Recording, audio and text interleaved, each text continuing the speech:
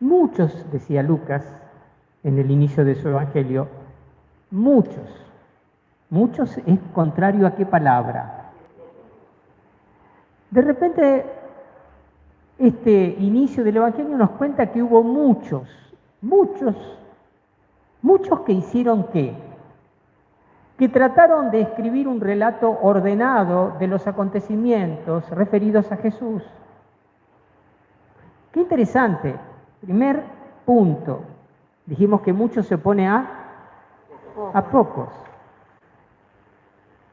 De repente, este texto, que fue escrito en torno al año 80, es decir, 50 años después de Cristo, este texto, el Evangelio de San Lucas, nos deja entrever, sin querer, porque no es este el objetivo que persigue, pero nos deja entrever, sin querer, que había en la comunidad cristiana, o en las comunidades cristianas, muchos escribas,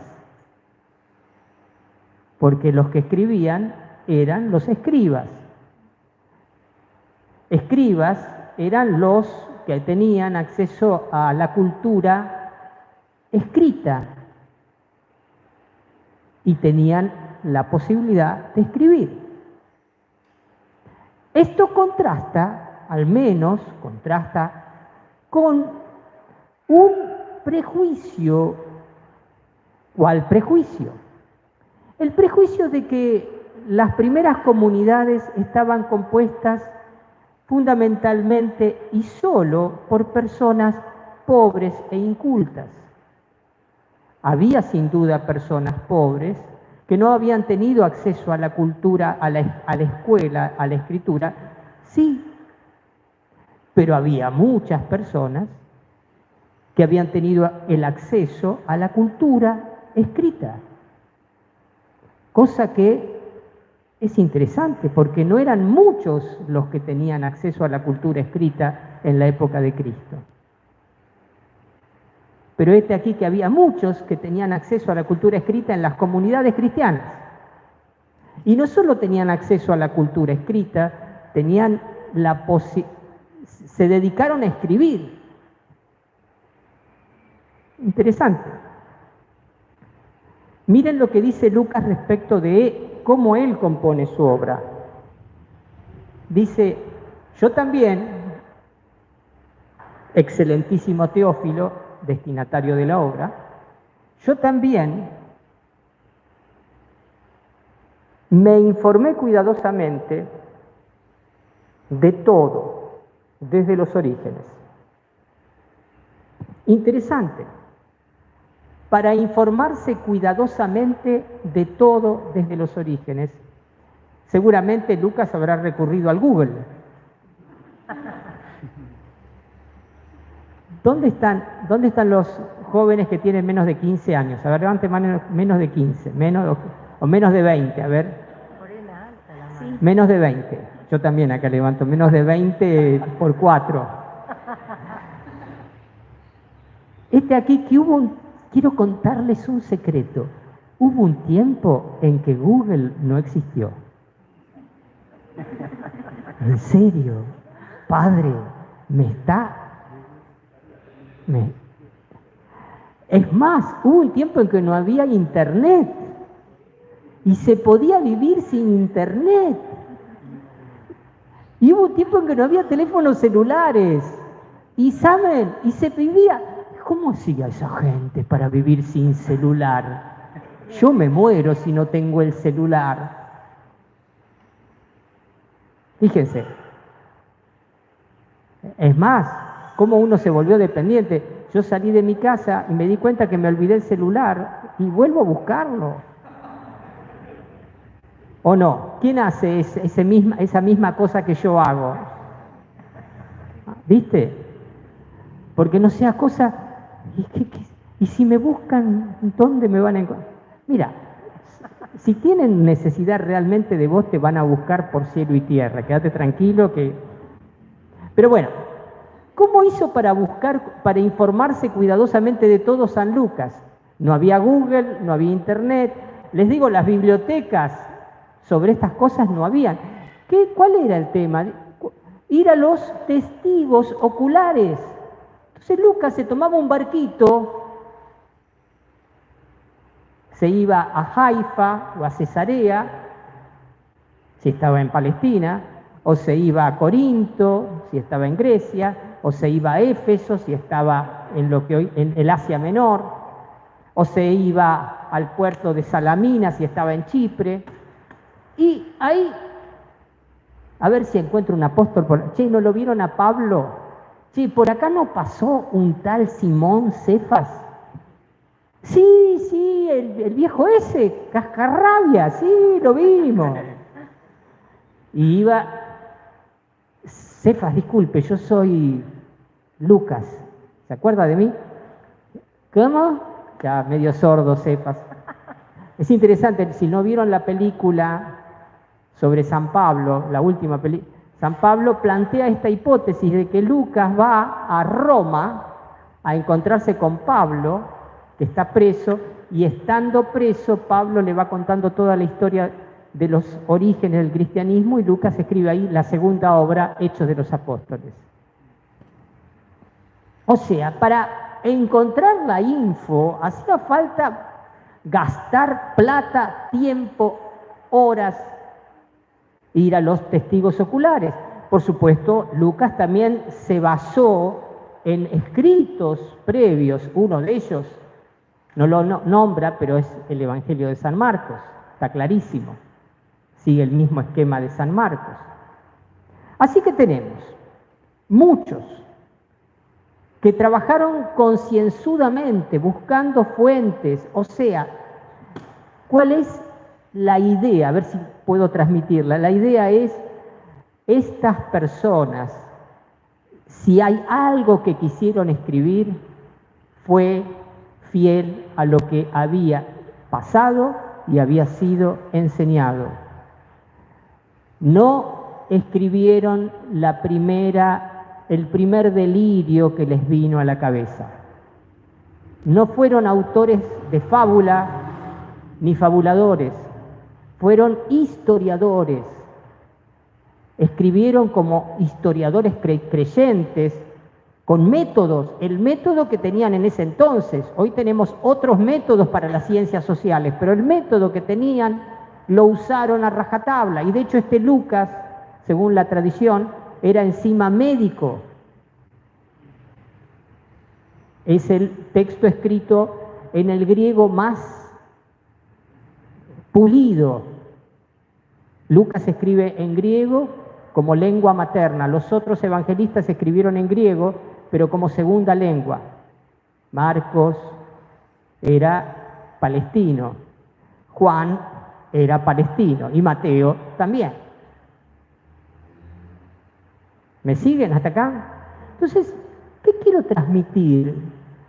Una visión de los primeros años, quiero transmitir esto, una visión de los primeros años del cristianismo, de las primeras décadas, digamos el primer siglo claramente, que es el siglo en el cual se funda la iglesia. Los cristianos eran personas apegadas a la realidad. No. A ver, los cristianos eran cualquier cosa menos gente que creía que las vacas vuelan. Y la fe en que basaban, o los documentos en que basaban su fe, eran documentos escritos con alto rango de fidelidad. Hoy hubieran pasado los exámenes para publicar los papers científicos. Hoy hubieran pasado los exámenes de las universidades, los criterios de evaluación de escritos para ser publicados y para estar en los registros de altos documentos científicos de alta calidad.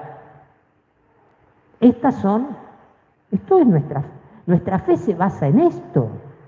Por supuesto está también la enseñanza oral,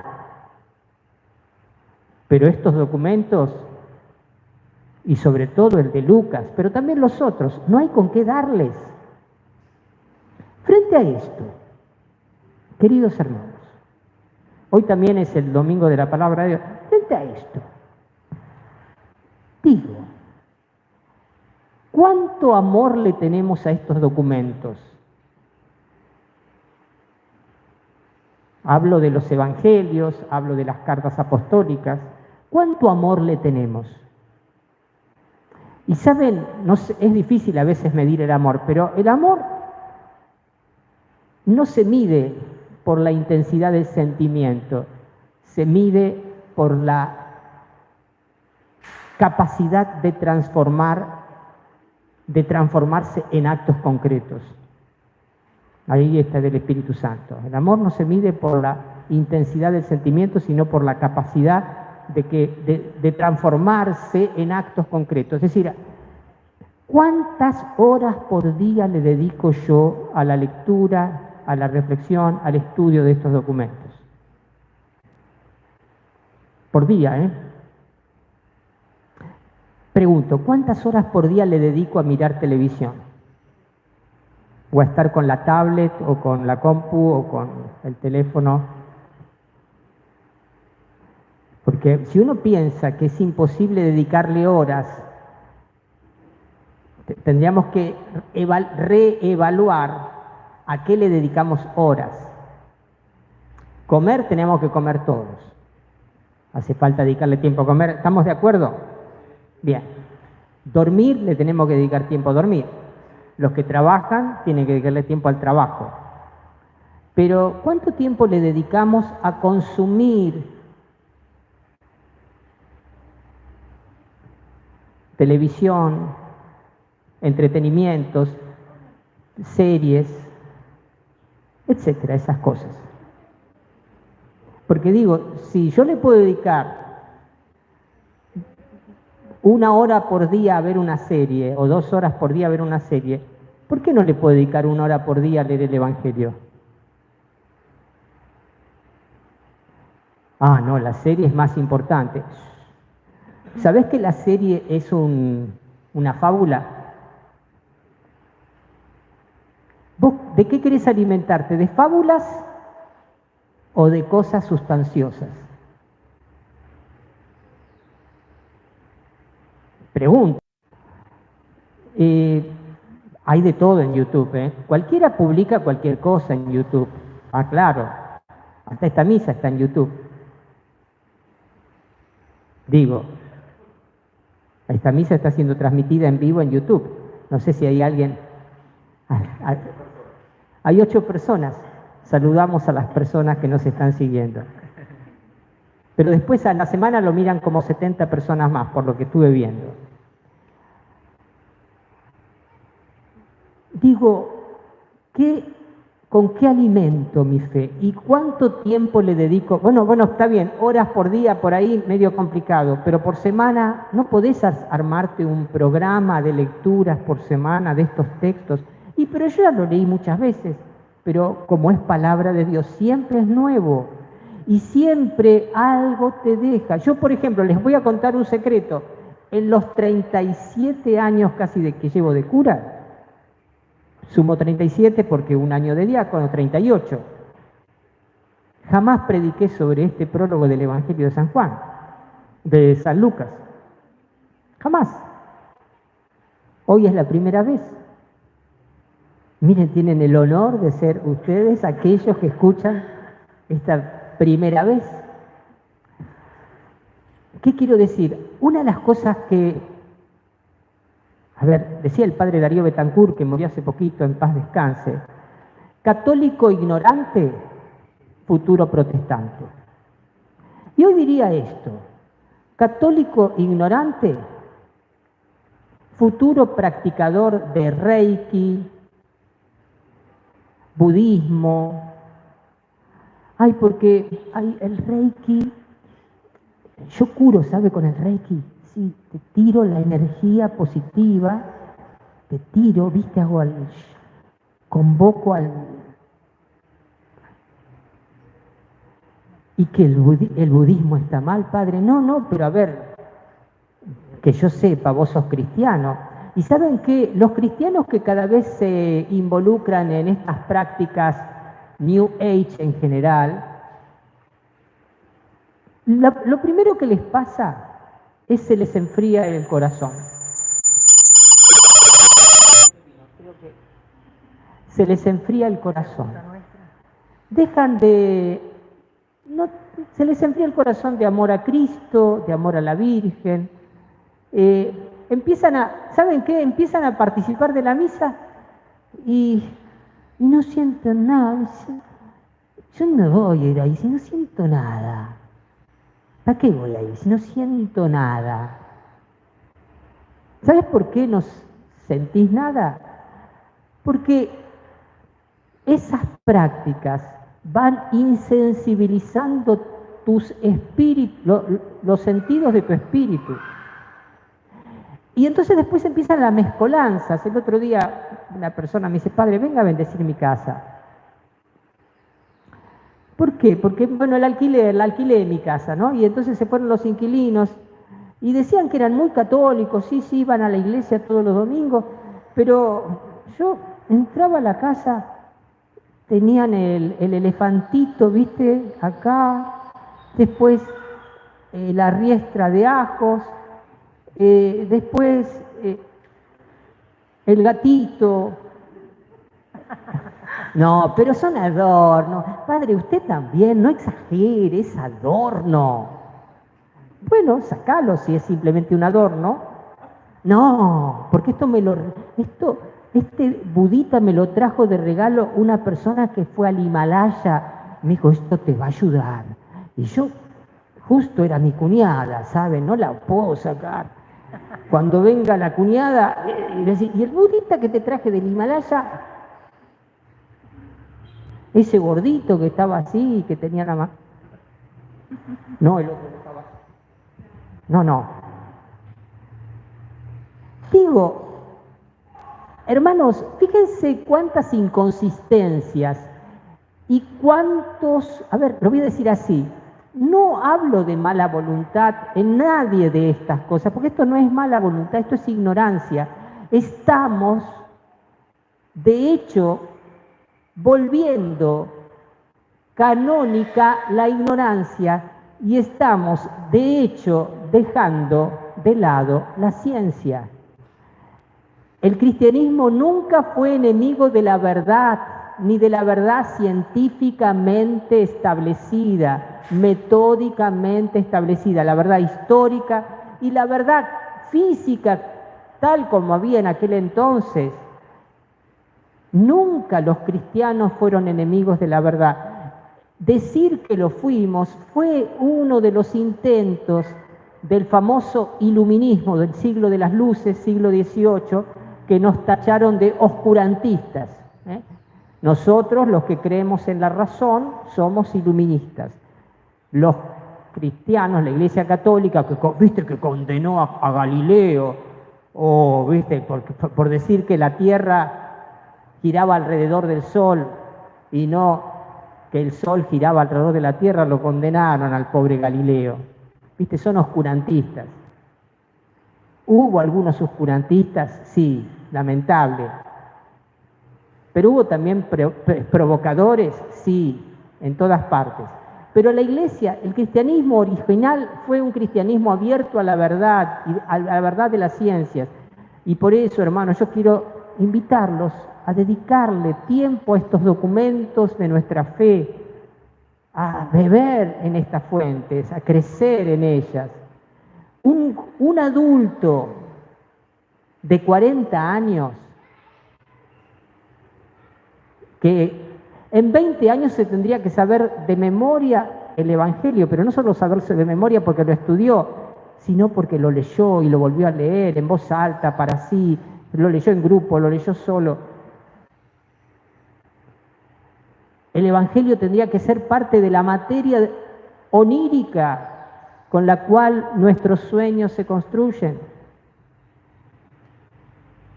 Bueno, stop. Hasta acá.